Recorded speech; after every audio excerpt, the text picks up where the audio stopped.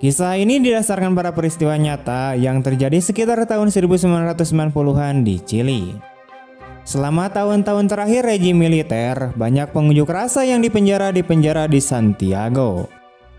Polisi memperlakukan mereka sebagai teroris dan bahkan menyiksa mereka di dalam sel.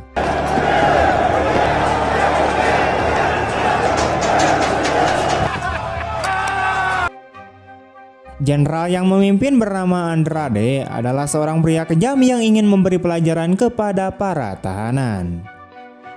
Di sisi lain, Inspektur Braulio kemudian mengumpulkan mereka untuk memberi mereka pengenalan tentang kehidupan yang akan mereka jalani mulai sekarang.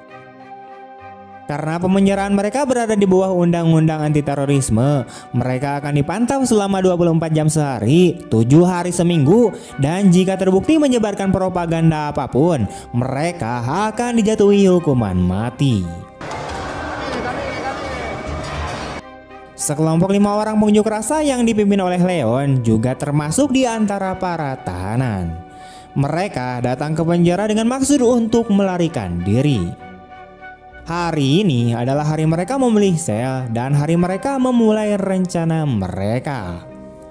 Leon dengan cepat berlari ke lantai 2 untuk mengambil sel nomor 50. Menurut rencana mereka, sel ini langsung terhubung ke sel di bawahnya yang akan menjadi pembuka terowongan. Namun dia melihat bahwa sel 50 sudah ditempati oleh narapidana lain dan dia harus puas dengan sel 51. Ruangan akan berada pada sudut dengan cara ini, tetapi kelompok tersebut memiliki hal lain yang perlu dikhawatirkan saat ini. Cagaste la comunicación, Vargas. ¿Qué hacemos? Elegiste la 51, la 50. Para tahanan menyesuaikan diri dengan kehidupan baru mereka, di mana beberapa melakukan hobi seperti menyapu, memasak, bernyanyi, dan sebagainya.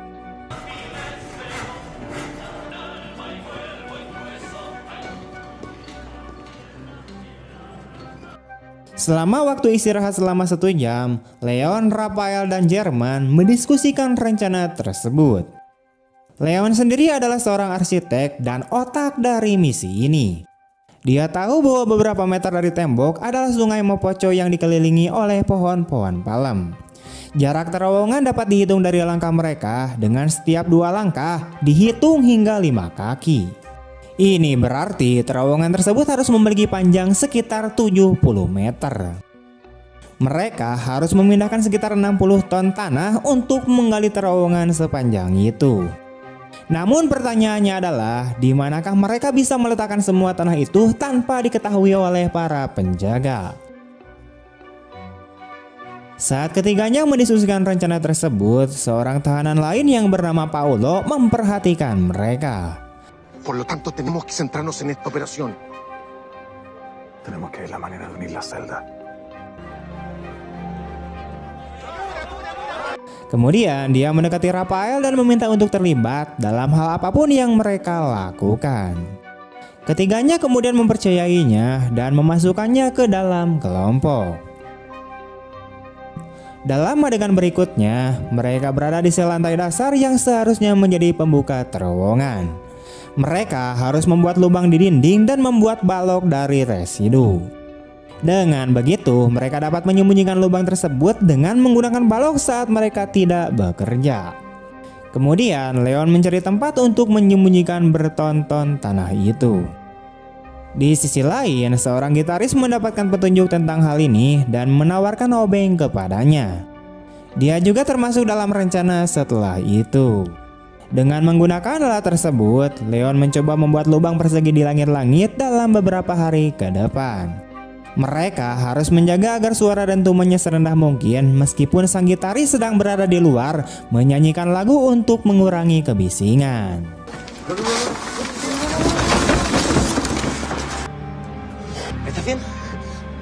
Pada pukulan terakhir, 2 balok semen jatuh dari langit-langit dan membuat langit-langit berantakan. Leon dengan cepat meminta yang lain untuk membuat telur dan kapur untuk membuat campuran yang akan terlihat seperti balok dan menutupi lubang. Tim kemudian membagi tugas dan mulai bekerja. Namun saat itu, gitaris menyanyikan sebuah lagu yang mengindikasikan bahwa para penjaga sedang melakukan pemeriksaan mendadak.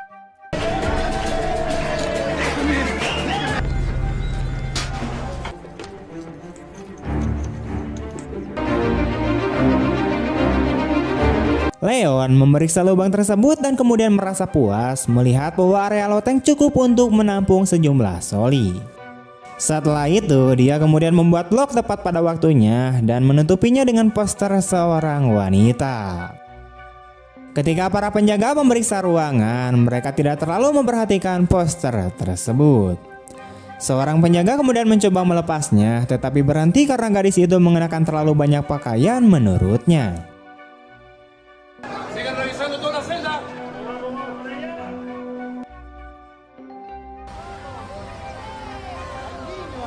Sekarang sudah 34 hari sejak para tahanan tiba di penjara, dan ini juga merupakan hari kunjungan ketika keluarga mereka bisa datang dan bertemu dengan mereka untuk beberapa waktu. Rafael dapat menghabiskan waktu bersama istrinya, tetapi mereka bertengkar hebat karena dia tidak membawa anak-anak. Setelah pertemuan tersebut, kelompok ini melanjutkan membuat blok yang lebih baik yang tidak akan mencurigakan meskipun para penjaga melihatnya. Mereka melakukan ini dengan mengisi sebuah kotak kayu berongga dengan semen. Ketika balok sudah siap, mereka mulai memalu dinding yang seharusnya menjadi pembuka terowongan. Sel diisi dengan sisa semen ketika mereka diberitahu tentang kedatangan inspektur.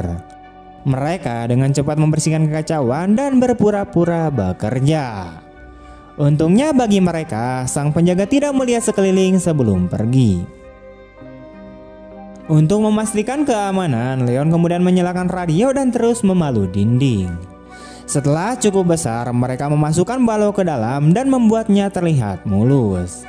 Sisa tanah yang tersisa kemudian dimasukkan ke dalam tas dan dibawa ke sel nomor 51. Di sana, Leon meletakkannya di loteng di atas langit-langit, menyembunyikannya di tempat yang tidak akan pernah terpikirkan oleh para penjaga. Hal ini berlangsung selama beberapa hari berikutnya. Sang gitaris selalu menunggu di luar sel untuk mengawasi siapa saja yang akan datang dan pergi. Sementara di sisi itu 4 orang lainnya bergantian menggali terowongan. Sisa tanah kemudian dimasukkan ke dalam kantong yang berbeda pada hari yang berbeda untuk dibawa ke lantai atas dan dibuang di loteng. Kemudian blok semen digunakan untuk menutupi kedua lubang dan menyembunyikannya.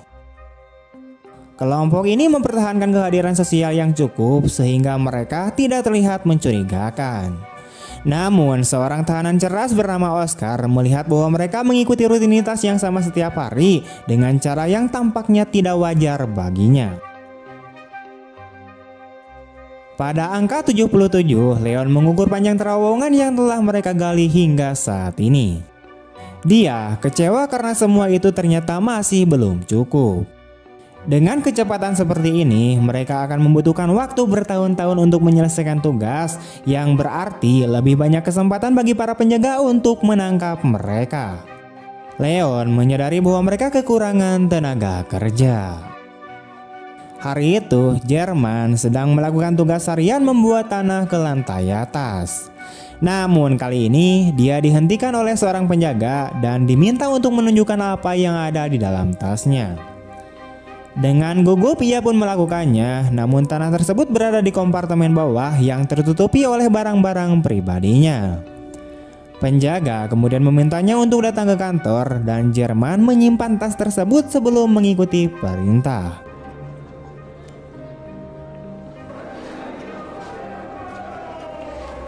Setelah sampai di kantor, penjaga itu kemudian menawarkan majalah dewasa untuk mendapatkan uang.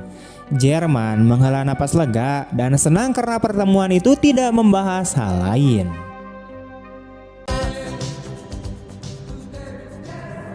Dalam adegan berikutnya, ketiganya terus menggali terowongan sambil mendengarkan berita di radio.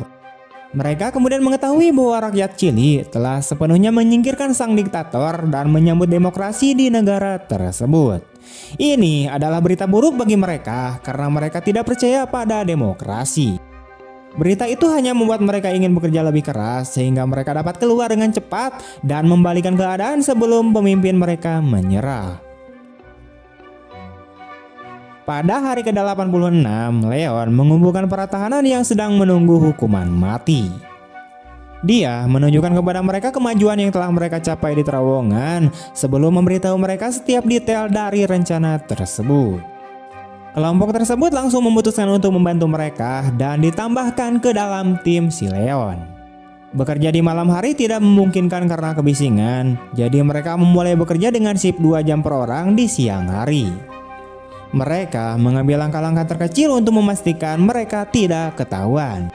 Misalnya, mencuci kotoran dari tangan dan tubuh mereka setelah shift.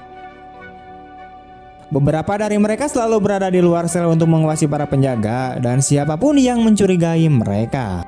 Mereka juga membuat lubang lain di antara lantai dasar dan lantai pertama sehingga mereka tidak perlu memindahkan kotoran melalui tangga yang jauh lebih beresiko. Akhirnya, tingkat kemajuan semakin cepat dan akhirnya tampaknya sudah dekat. Di tengah-tengah semua ini, kelompok ini terus bersosialisasi dengan para tahanan lainnya. Mereka bermain saat jam istirahat dan menonton TV seperti biasa untuk memastikan tidak ada yang mencurigai mereka.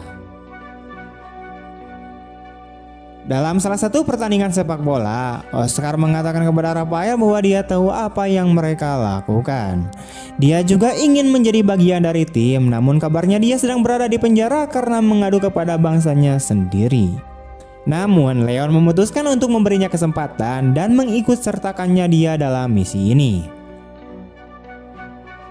Pada adegan berikutnya, Jerman memberitahu Rafael bahwa meskipun mereka membuat terowongan yang sempurna tanpa bantuan dari luar, mereka tidak akan pernah bisa melarikan diri. Beberapa rekan mereka yang ikut dalam partai masih berada di luar. Jika para tahanan dapat mengirimkan pesan kepada mereka, mereka pasti akan datang membantu. Pada hari ke-128, istri Rafael kemudian datang menjenguknya pada hari kunjungan.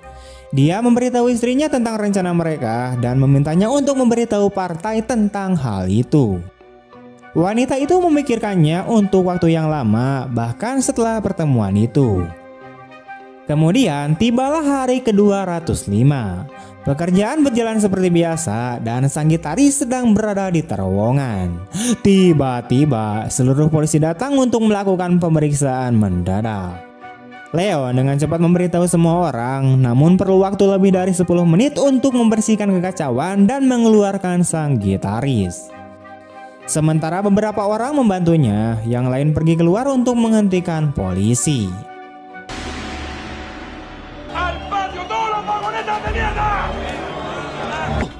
¡Lalu! ¡Hay que salir!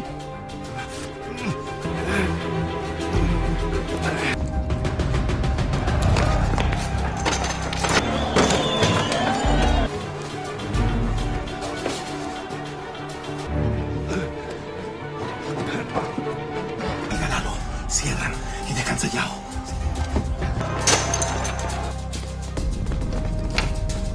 Rafael kemudian menghina mereka dan memulai perkelahian antara kedua belah pihak. Hal ini memberikan waktu yang cukup bagi gitaris untuk keluar dan menutup pintu. Soltar a los perros, jote cobarde.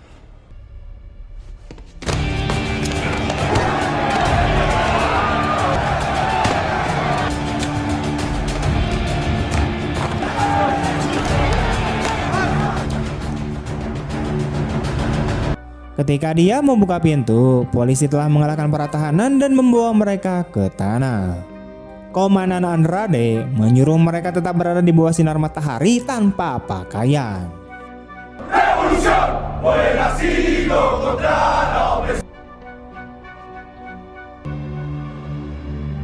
Di tempat lain, istri Rafael kemudian pergi ke kantor pusat partai.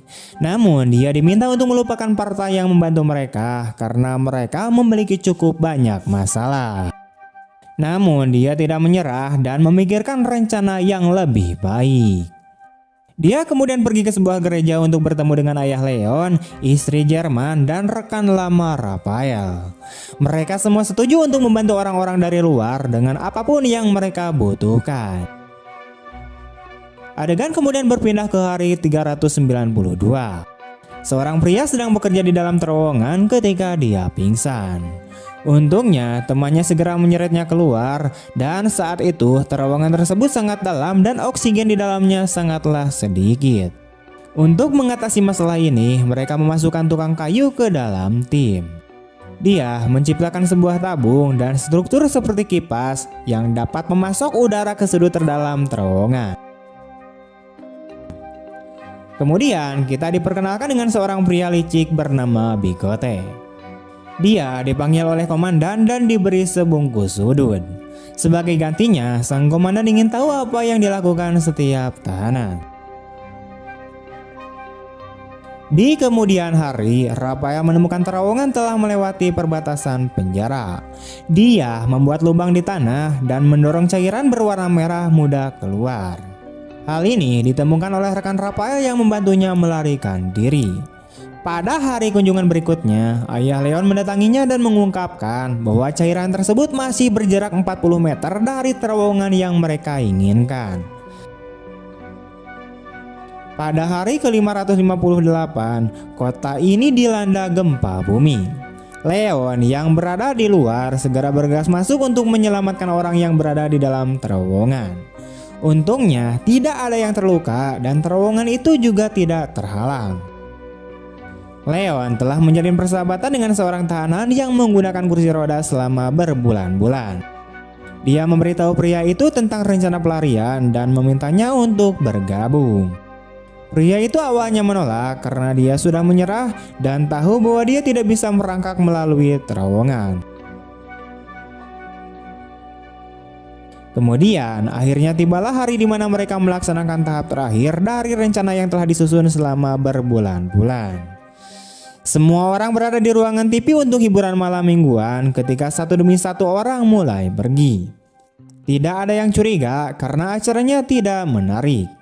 Leon berada di luar pembukaan terowongan memeriksa apakah semua tahanan telah datang. Jumlah mereka ada 50 orang yang berarti mereka harus saling percaya tentang siapa yang akan mengejar siapa. Sementara itu, Bigote menyadari ketidakhadiran para tahanan dan keluar untuk memeriksa mereka. Pria berkursi roda kemudian mencoba menghentikannya, tetapi dia didorong. ¿Dónde va tan apurado? Habla conmigo.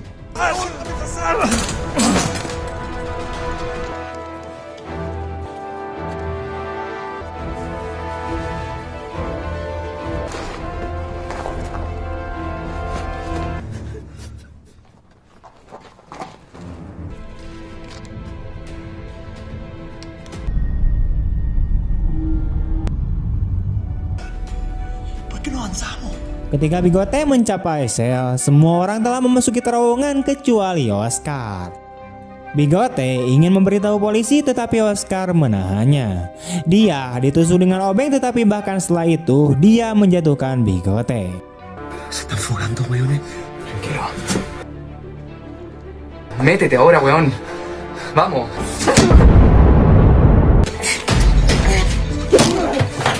¡2 años haciendo un hoyo, weón! ¡Aquí va a pengar la calle! Namun kemudian cederanya mencegahnya untuk masuk ke dalam terowongan setelah yang lain. 49 orang lainnya berbaris di dalam terowongan menunggu orang-orang dari luar untuk membuka ujung lainnya.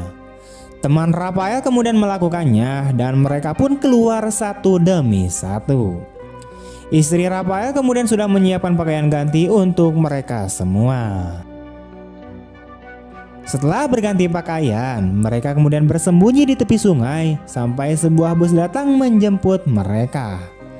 Mereka segera menaiki bus namun Jerman khawatir dengan Oscar. Dia meminta mereka untuk menunggu sebentar dan pergi menjemputnya.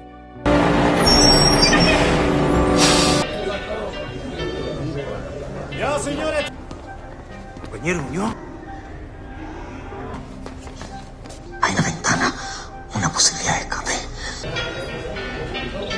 Corre la voz, hombre, por la celda de Jiménez.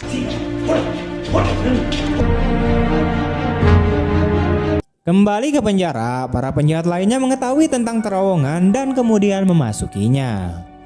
Bala bantuan polisi kemudian tiba dan mengumpulkan para tahanan yang tersisa. Di dalam bus, sirine kemudian terdengar, jadi mereka memutuskan untuk pergi tanpa Jerman dan Oscar. Beberapa detik kemudian, Jerman tiba dan mengatakan bahwa Oscar tidak pernah keluar dari terowongan. Karena mereka tidak bisa kembali untuk memeriksanya, maka dengan terpaksa mereka pun langsung pergi dari sana. Sementara itu, beberapa tahanan lain berhasil melarikan diri, namun sebagian besar diseret keluar dari terowongan. Yang sangat menyedihkan, kita kemudian melihat Oscar yang dari awal sangat berjuang untuk bisa kabur, malah tertahan menangis di penjara. Setelah berita pelarian tersebut menyebar di kalangan para tahanan dan para penjaga, sang komandan kemudian kehilangan akal sehatnya. Di dalam bus, semua tahanan yang melarikan diri kemudian diberi uang dan kartu identitas palsu. Setelah itu, mereka kemudian diturunkan di berbagai bagian kota lain dalam kelompok yang terdiri dari 3 orang. Pada akhirnya, Leon mengucapkan selamat tinggal kepada Raphael dan ia pergi untuk memulai babak baru dalam kehidupannya. Akhirnya 49 tahanan kemudian berhasil melarikan diri dari penjara yang dijaga ketat setelah 18 bulan melakukan penggalian pada tahun 1990. Dan kisah ini pun berakhir. Oke, sekian dulu untuk video hari ini. Bagaimana tanggapan kalian tentang film ini? Tulis di kolom komentar. Dan jika kalian suka dengan video ini, jangan lupa untuk like, comment, share kemanapun kalian suka.